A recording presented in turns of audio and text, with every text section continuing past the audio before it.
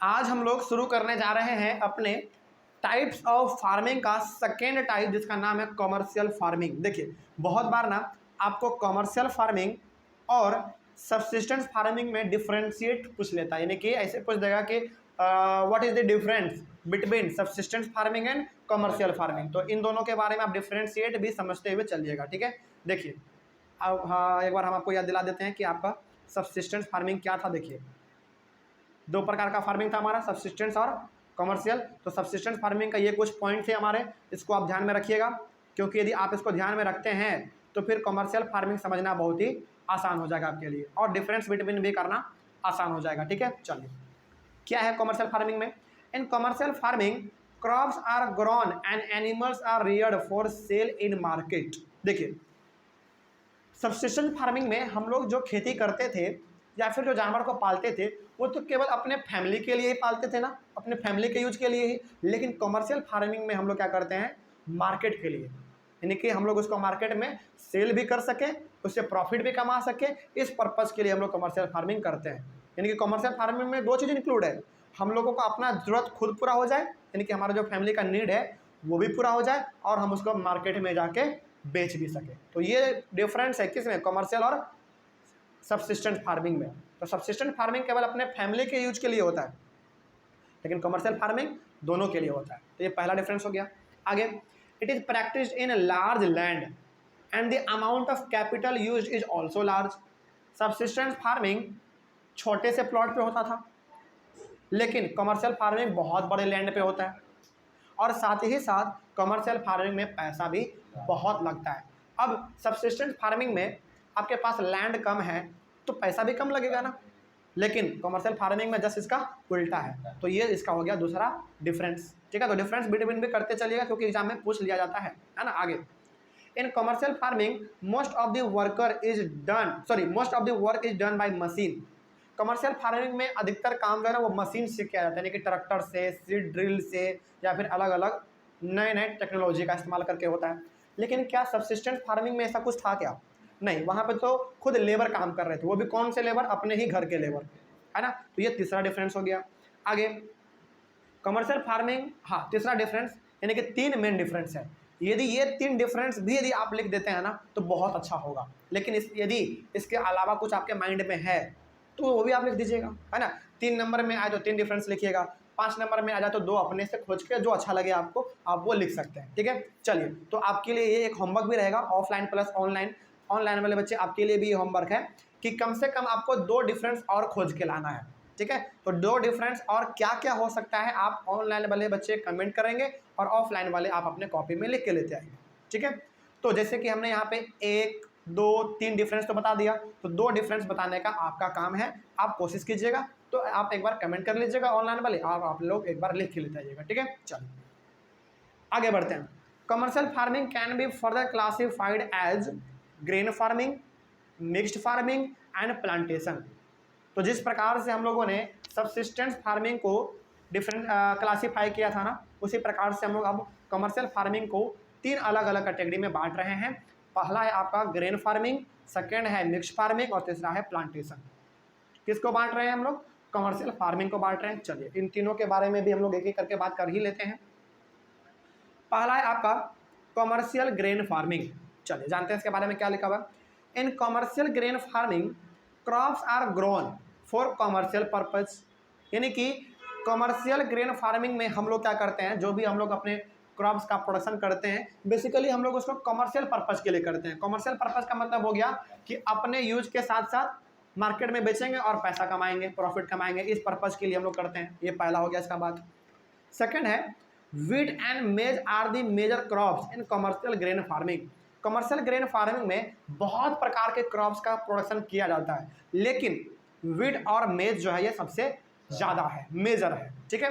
It is practised in temperate grassland of north America, Europe and Asia. तो ये कुछ ऐसे जगह हैं जहाँ पे कि कमर्शियल ग्राउंड फार्मिंग ज़्यादा किया जाता है। इसमें देखिए एशिया भी है, यानी कि हमारा कंटिनेंट एशिया इसमें है। चलिए, अच्छी बात है। आगे, it is practised in large farms spreading over hundreds of hectares.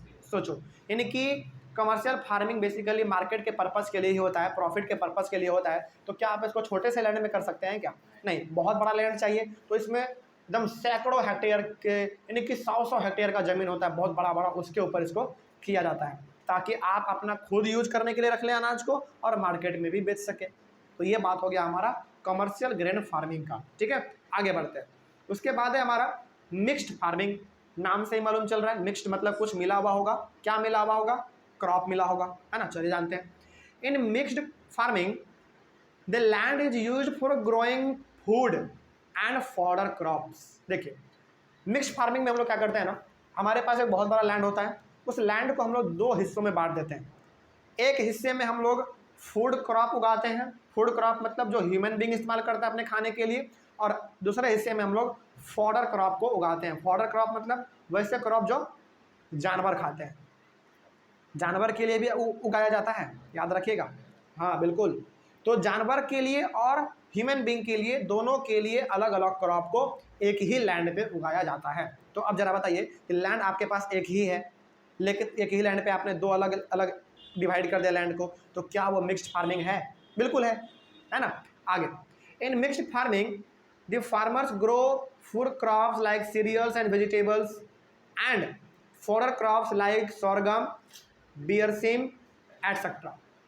तो चूंकि हमने एक ही लैंड को दो अलग अलग हिस्सों में डिवाइड कर दिया है, एक हिस्से में हम लोग फूड क्रॉप को उगाते हैं जो कि ह्यूमन बींग इस्तेमाल करता है, जैसे सीरियल्स और वेजिटेबल्स।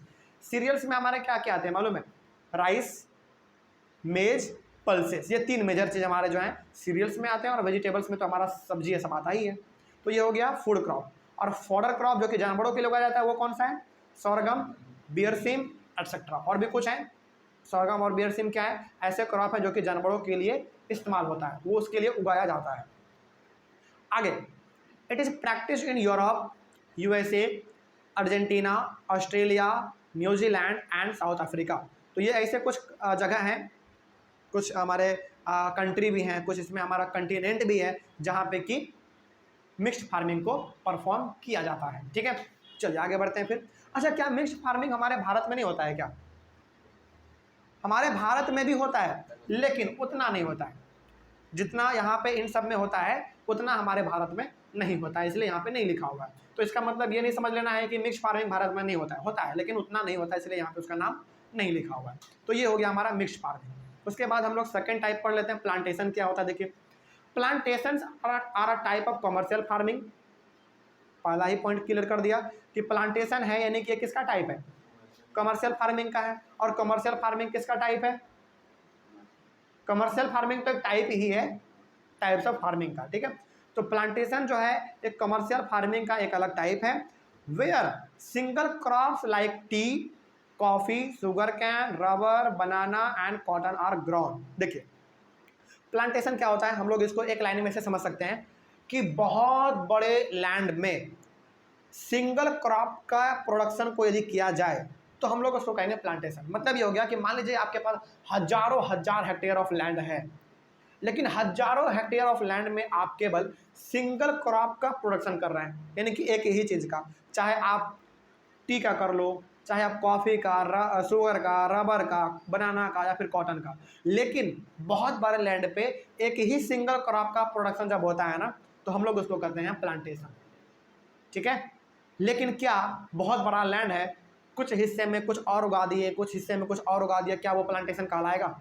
नहीं कहलाएगा। प्लांटेशन का शर्त यह है कि आपके पास पहला तो बहुत बड़ा ज़मीन होना चाहिए, दूसरा यह है कि उसमें पूरा का पूरा एक सिंगल क्रॉप ही होना चाहिए, यानी कि एक ही प्रकार का फसल होना चाहिए। ये होता है हमारा प्लांटेशन। ठीक है, तो एग्जाम्पल आपके सामने है। यदि अच्छा, आपने मूवी ये सब में भी देखा होगा, हालांकि उतना तो नहीं, लेकिन आपने खास करके बनाना और चाय के बारे में अपने मूवी में देखा होगा कि एक बहुत बड़ा एरिया होता है जहाँ पे कि पूरी तरीके से चाय एकदम उसका बागान फैला हुआ होता है ना। जैसे कोई मूवी का शूटिंग होता है तो अधिकतर चाय के बागानों में हो जाता है कभी कभी, है ना। तो आपने देखा होगा मूवी में कि हीरो या फिर हीरोइन उसमें शूटिंग चल रहा होता है तो पीछे दूर दूर तक खाली हरा भरा जो है जो आपको दिखता है वो चाय का बागान होता है। तो ये आपका किसका एग्जाम्पल है? प्लांटेशन का एग्जाम्पल है। ठीक है, आगे तो प्लांटेशन में चाय आते हैं हमारे, कॉफ़ी आते हैं, sugar cane, rubber, banana, cotton, ये सब आता है हमारा। ठीक है, आगे in plantations large amount of labour and capital are required. देखो, प्लांटेशन तो पहली बात बहुत बड़े लैंड में किया जाता है, और जब इतना बड़ा लैंड है तो क्या उसमें पैसा कम लगेगा क्या? नहीं, पैसा बहुत लगेगा। तो पैसा ज़्यादा लगेगा तो लेबर भी बहुत लगेगा भाई, इतना बड़ा ज़मीन है तो लेबर क्या लगेगा, ज़्यादा लगेगा, है ना। वही बात यहाँ पे लिखा हुआ था। उसके बाद the produce may be processed on the farm itself और इन नियर बाय फैक्ट्री। तो जो भी प्लांटेशन में चीज़ उगाए जाते हैं उनको प्रोसेस कर लिया जाता है उसी फील्ड में, या फिर जो बगल में फैक्ट्री होता है उसमें उसको पहुँचा दिया जाता है। अक्सर अक्सर जो हमारा चाय हो गया, कॉफ़ी हो गया, या फिर जो शुगर कैन हो गया, इन सब का जो प्रोसेसिंग है, प्रोसेसिंग का मतलब क्या हो गया, इन सबको निकाला फार्म से, और उसको प्रोसेस करने का मतलब ये हो गया कि उसमें किसी प्रकार का कोई ख़राब चीज़ उग गया तो उसको छांट के बाहर निकालना, है ना, या फिर उसको तैयार करना, ये सब काम उसका फार्म में ही हो जाता है, यानी कि उसी ज़मीन पे हो जाता है मोस्ट ऑफ द काम।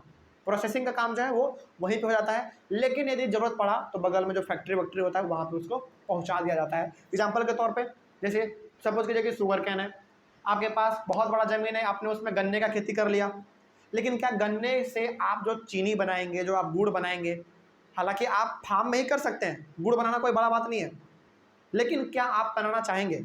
हालांकि यदि आप बनाना चाहेंगे तो बना सकते हैं, लेकिन यदि आपके बस का बात नहीं है तो आप उसको फैक्ट्री भेज देंगे, है ना। ये चीज़ हमारा होता है प्लांटेशन में, लेकिन अधिकतर काम जो है प्लांटेशन में वो फार्म में ही परफॉर्म कर लिया जाता है, प्रोसेसिंग करने का काम। ठीक है, चलिए, तो ये हो गया हमारा पूरी तरीके से कमर्शियल फार्मिंग का पूरा हम लोगों ने पढ़ लिया। ठीक है, तो यहीं पे जो हमारा मेन टॉपिक था, चलिए हम आपको एक बार याद दिला देते हैं। मेन टॉपिक का नाम क्या था हमारा?